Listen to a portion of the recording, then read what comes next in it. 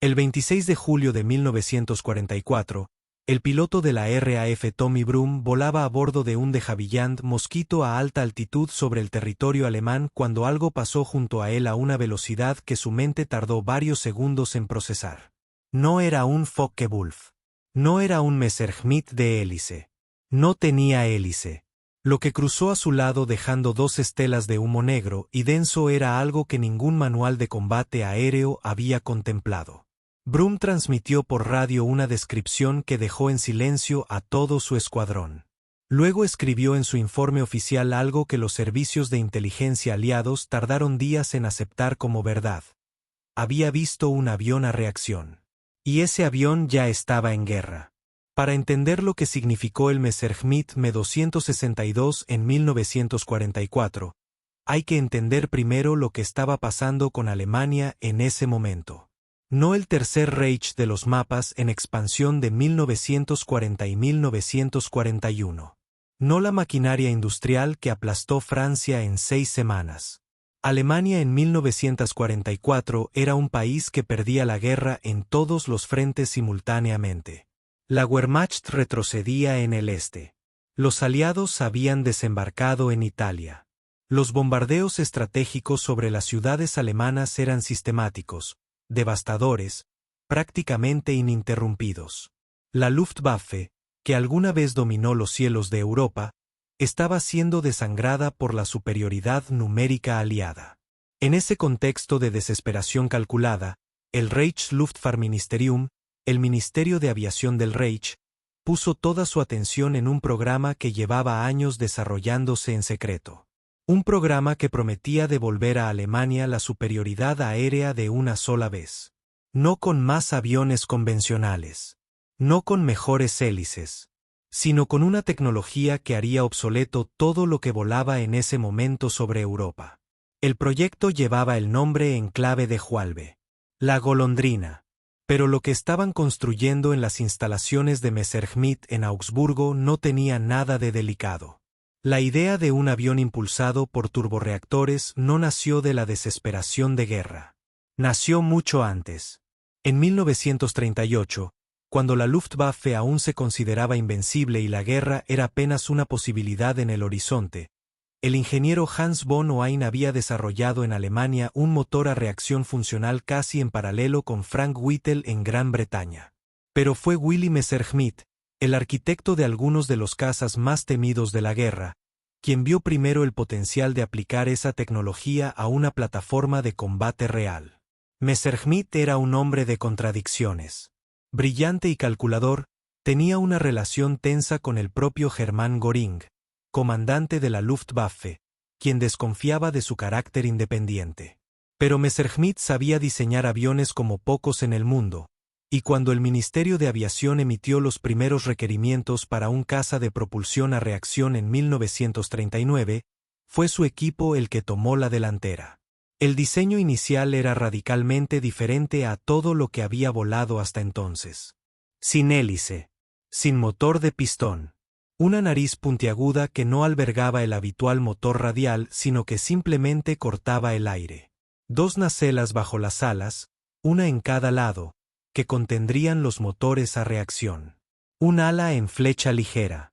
Un fuselaje esbelto y aerodinámico diseñado para velocidades que ningún avión militar había alcanzado en combate. El problema era que los motores no existían todavía. Al menos no de manera fiable.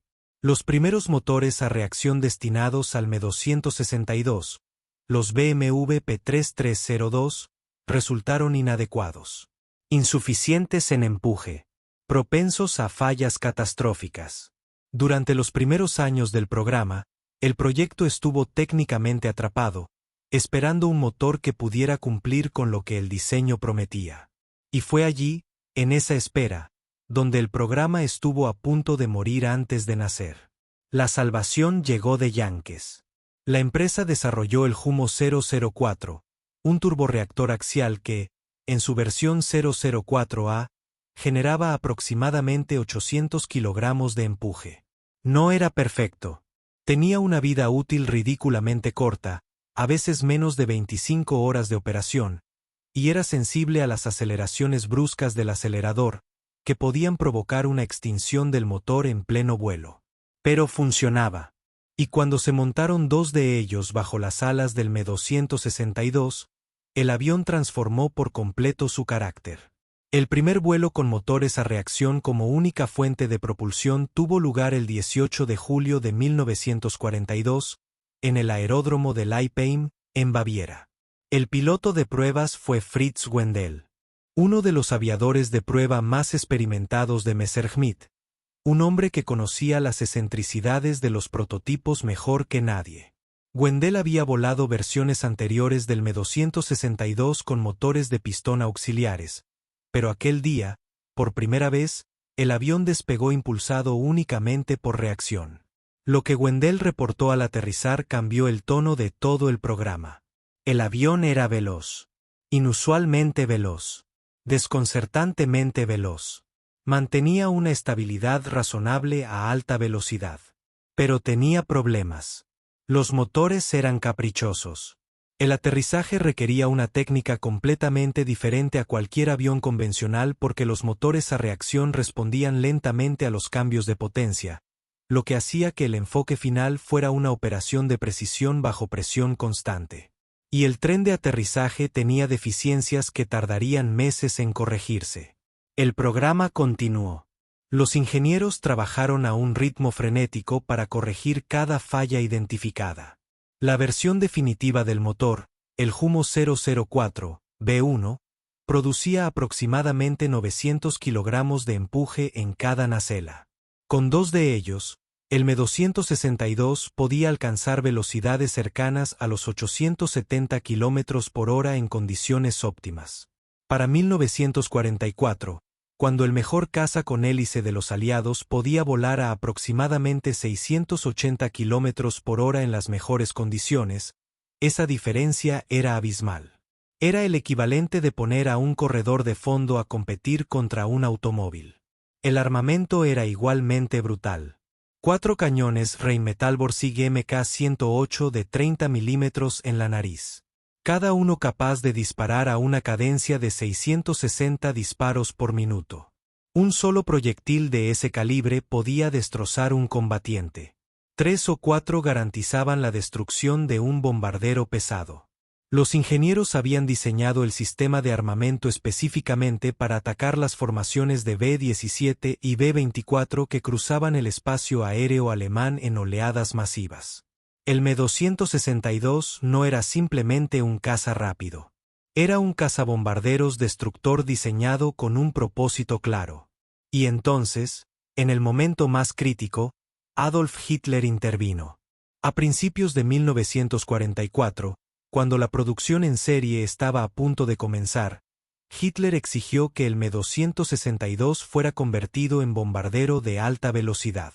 La lógica, desde su perspectiva, era que Alemania necesitaba un avión que pudiera atacar las playas de desembarco aliadas que él ya anticipaba para la invasión de Europa Occidental.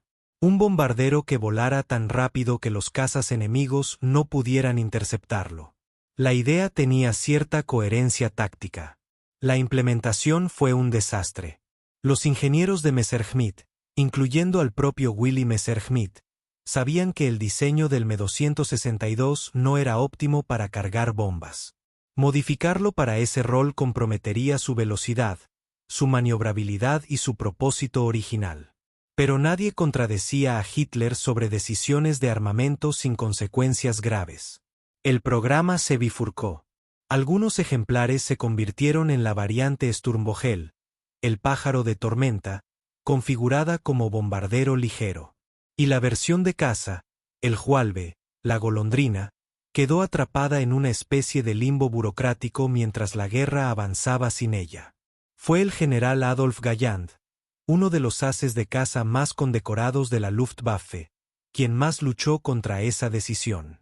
Galland había volado un prototipo del Me-262 en 1943 y había enviado a Hitler un informe entusiasmado en el que describía el avión como una revolución. Su petición era clara: producirlo en masa como caza, no como bombardero. La respuesta que recibió fue una reprimenda directa y una advertencia de no volver a contradecir las decisiones del Führer sobre estrategia de armamento. Mientras el debate burocrático consumía meses invaluables, en los aeródromos de prueba la realidad era más cruda. Los pilotos de prueba que trabajaban con el Me-262 en Lechfeld, la instalación de prueba cerca de Augsburgo donde el programa alcanzó su madurez operacional, reportaban constantemente los problemas del motor. El Humo 004 B1 era un motor pionero en muchos sentidos, pero también era un motor construido bajo las presiones de una economía de guerra que sustituía el níquel y el cromo de alta calidad, materiales escasos, por sustitutos inferiores.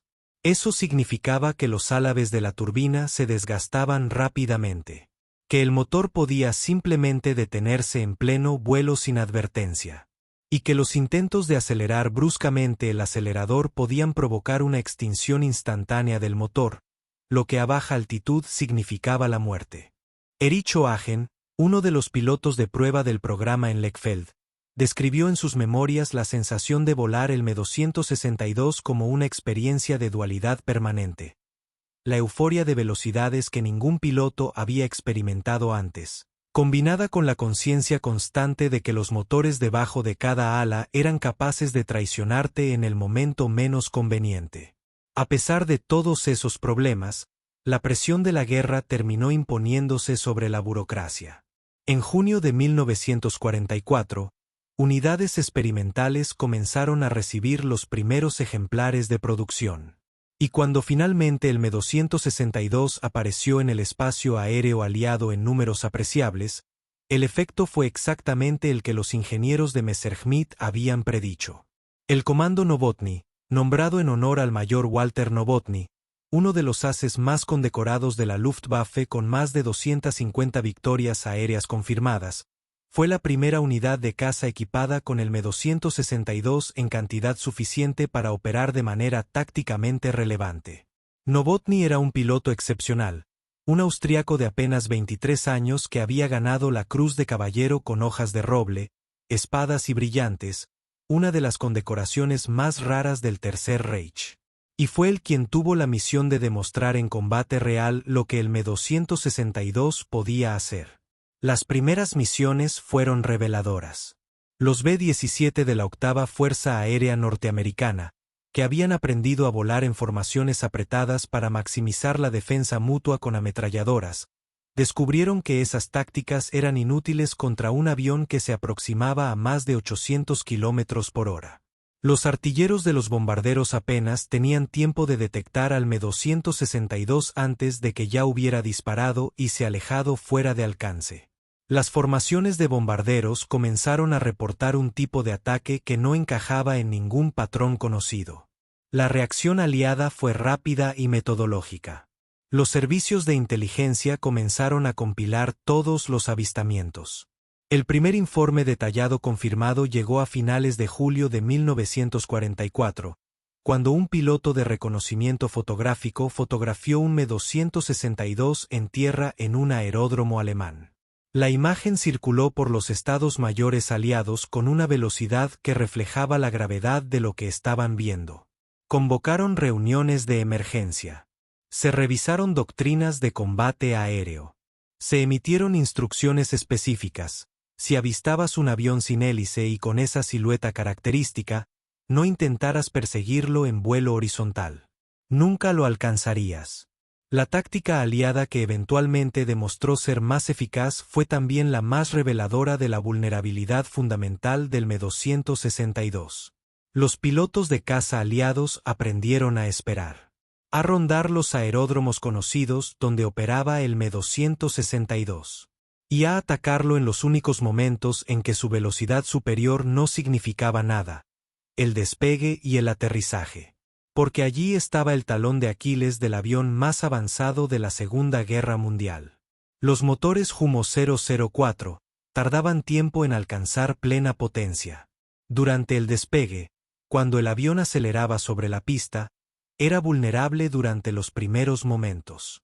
Y durante el aterrizaje, cuando los pilotos reducían la velocidad para aproximarse a la pista y los motores respondían lentamente a cualquier cambio de potencia, el Me-262 se convertía en un objetivo relativamente fácil. Los aliados comenzaron a enviar escuadrillas de Mustang P-51 específicamente para patrullar los perímetros de los aeródromos del Me-262. El método fue brutal en su efectividad. El 8 de noviembre de 1944, Walter Novotny murió. Las circunstancias exactas de su muerte siguen siendo objeto de debate histórico. El parte oficial alemán atribuyó el derribo a un fallo del motor. Los registros aliados sugieren que fue abatido por pilotos estadounidenses que patrullaban el aeródromo de Achmer mientras Novotny intentaba aterrizar con un motor ya dañado. Lo que es indiscutible es que el as más experimentado de la unidad cayó en el contexto exacto que los aliados habían identificado como la vulnerabilidad crítica del Me-262. Fue un momento simbólico que nadie en ninguno de los dos bandos pasó por alto. La producción del Me-262 continuó. A lo largo de 1944 y principios de 1945, se construyeron aproximadamente 1.430 ejemplares en diversas variantes. Pero los números de producción nunca reflejaron los números operacionales. La escasez de combustible de aviación afectaba a toda la Luftwaffe.